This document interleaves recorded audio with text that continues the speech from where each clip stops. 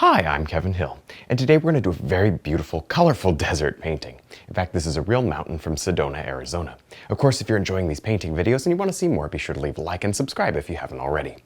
All right, let's get started. We'll start off today here with a little bit of yellow and white. And as you can see, my palette's already messy because I've been sketching here just with a little detail around. Very, very valuable couple minutes here because that way I only put the paint in the sky where I know I want it. It doesn't go all over the mountains, and that's very important if we plan to get this thing done soon. Otherwise, you got some wet areas on your hands that it's going to be pretty hard to deal with that area. So anyway, I do like the idea of kinda pre-planning the painting. There, so now I'm just adding some red, which I already kind of had laying around. There, pretty. In fact, I think we need more red. So anyway, the way we're going to do this sky is we're going to try our very best to make it kind of glow, which we can actually work on later too. And then now when you get down to your mountains here, add a little more red to the brush. When you get down to your mountains, feel free to just go right over them lightly like that. See, you can still see the sketch. You don't want to look like you painted around them. That'd be kind of unprofessional looking. There. Now I'm going to go ahead and just brush in some more cloud action up here. You see I already started with a nice light, kind of a lemon yellow color. And I also painted in a little blue, did some orange. You see, it's all basically the same stroke. This is the stroke. You just scrub it right in, except for the blue up there. That was like the other step. There. Now, I'm going to kind of look back, stand back here, and yeah, I think right about here. Let's drop in a cloud that sort of connects up maybe just a bit. I want this to be a very cloudy sky. I can actually come in here when we're close to done, or when we're done with the sky, or whatever, and punch in the blues and then like give them a blend with 2 or 3 strokes and leave it alone. I think I can actually get more sky in here. If I want it, we'll see. Now I'm going to go ahead and just block in this mountain. Actually, all the mountains back here. So I've got just a very similar color to what I was using there in the background to do the little sketch. There, just kind of a soft, almost rusty color. Very pretty though. Actually, we should scoot back here to the back before I get too carried away with those. I've pretty much lost my sketch, so I'm just going to drop it in, in the general area and not really worry about my sketch because, yes, this is a real mountain, but I'm changing it a bit. There. Okay, that's pretty good. I like that. I like that a lot, actually. It gives a little better depth. Over here as well, let's get a little, yeah, that gives some good depth there. Kind of soft, a little bit hazy out there. Yeah. Nice. That's quick and easy. Rub that in. We can spend all day working on these if we want to. I don't think it's really necessary. I'm just going to throw some color down. Up here, maybe we'll spend an extra minute or two. Let me darken the color. Throw some brown, a little more red into it so that it just brings it forward. I think that would be nice. All right. That's good. Even more red because these rocks are very red if you haven't seen them. Oh, they're super red to begin with. And then the sunset, well, obviously that turns them red even more. There. And they have these really cool spikes. See that? I'm not making this up. This is the way they look. See that? The weirdest things. There. Now I'm going to drop on some highlight with our detail round. As you can see, I've just been really spending the last couple minutes here doing that. And it's not really difficult. I just come along and touch it. Just kind of skip areas and leave some dark. You can see it just takes time. That's the secret here. If there is a secret, it's time. There, it doesn't just fall out of the brush in 3 seconds. I wish it did, but it doesn't. Good, okay, so you see I just keep working on these little areas. Now maybe back on this side, I put a little purple on this side and I may do more of that, but I don't know, I just think maybe we could put a little bit of this color in here. Subtly, I mean super subtle. There you go. Now if the camera's looking a little better to you, it's because we upgraded cameras. We finally got a new camera. We've been shooting with that old one for a couple of years now, so we decided to upgrade. And so we're kind of starting the new year with brand new cameras. So that's a lot of fun. Hopefully it's better for you. I'll continue to work on the settings and things to make it the best it can possibly be. But I did a test yesterday. It looked pretty good. I did a side by side. The new one was definitely clearer, so that's a bonus there. So hopefully you're enjoying that. Now I'm really gonna pop this road out with some highlight. I think that'll make it look nice. There we go. So the sun, we gotta picture that sun kind of burning through the middle of the painting. That's good stuff. That's what makes your painting kind of nice.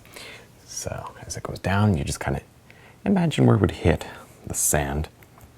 And that's where you throw this color down. Good. If you have any trouble with it mixing, then wipe this area down with a paper towel, because I want it to be fairly rough.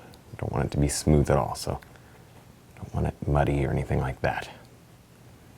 Obviously, the more you work with this, the muddier it will get, so you try to do it as few strokes as possible, leaving just a little bit of that choppy texture. If you go backwards with the brush, instead of stroking it with the bristles, stroke it against the way the bristles go there, and it kind of flares out and has a nice little effect.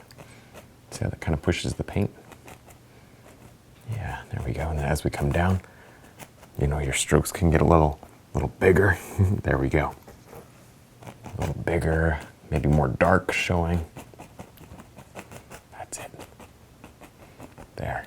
Now, also, we want some of this dirt, you know, out in this area as well. So right in here especially, there's some dirt.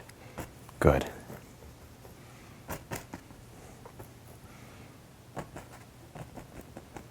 There. We still need to, actually that needs to be a little smoother there.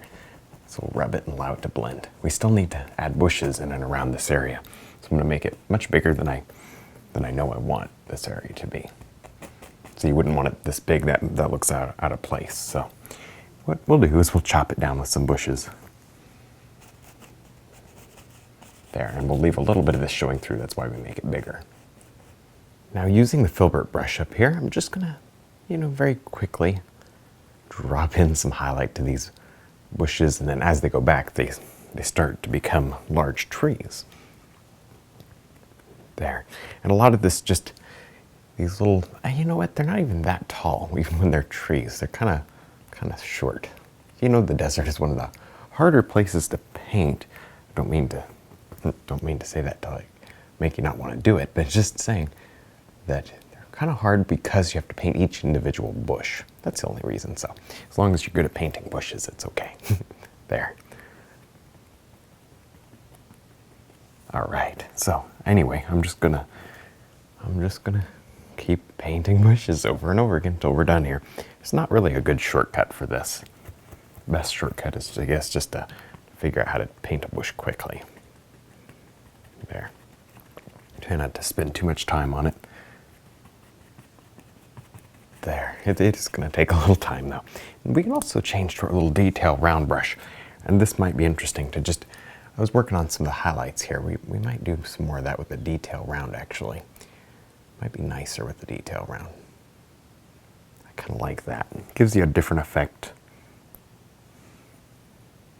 Vary the colors, because it is a sunset, so you want the beautiful golden colors in there as well.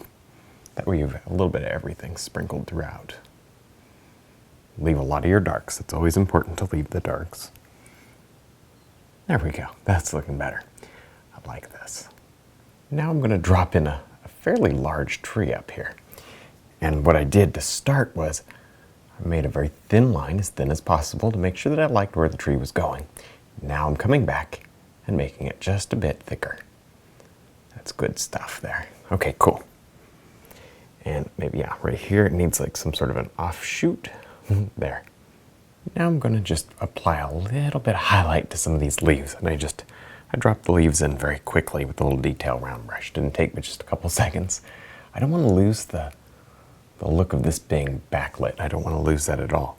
So that silhouette there, I want to keep it. But, you know, you don't want to just leave everything one color. Even in the silhouette, you got to have some sort of a variation. And that's what I'm doing now.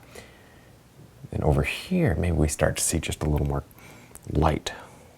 All this is the sunlight striking some of the leaves kind of from behind. We can just see a little light. That's good. There we go. It's a lot of fun. This will help you because you don't want a flat tree. Nobody wants a flat tree. Instead, we want a tree that has a lot of detail and life. This is a great way to get it. So I love showing you how to do stuff like this. There adds that extra bit of realism to your painting. So always take that extra couple seconds to do stuff like this. There.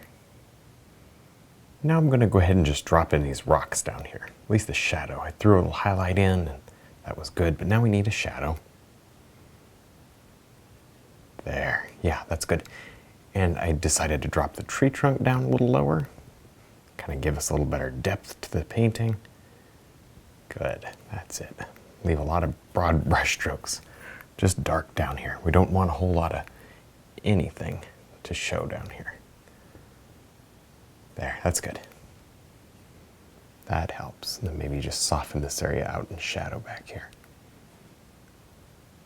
Now, one of the last things we want to do up here is just add a little more detail to the foreground, kind of make it look like some tall grass. There, you can do that just with a fan brush by popping in these little strokes used varying colors to just make it look like a desert. There, just kind of stamp them in. But don't get any repetitive patterns because that wouldn't look so good. We don't want our little painting to be repetitive. There. All right, well, I think we're done. I had a lot of fun. I hope you did too. Don't forget to check out our website, DVDs, and brush line. Thanks for watching.